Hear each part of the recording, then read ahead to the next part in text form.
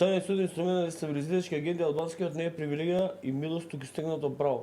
Се додека за јазикот се збори како посебна тема на политиката, се до тогаш ќе користите таа тема за да правите дневна политика, да го антагонизирате народот и да правите проблем. Јазикот едноставно постои и јазикот се користи секаде кога има потреба, секој си го користи својот език. Не постои во Македонија ниту еден човек на кој што му било проблем да влезе во институција и да збори на јазик на кој што сака да збори. Не постои случај во кој што некој што зборувал албански, ромски, српски бил дискриминиран, бил вратен или му било забрането. Не постои едноставно таква ситуација. Меѓутоа измислувате ситуации кај што ги нема за да го антагонизирате народот. Не постои проблем со албанскиот јазик. Албанскиот јазик едноставно постои и си го зборат луѓе што сакаат да си го зборат. И фала Богу може да си го зборат кај сакаат. И така треба да биде.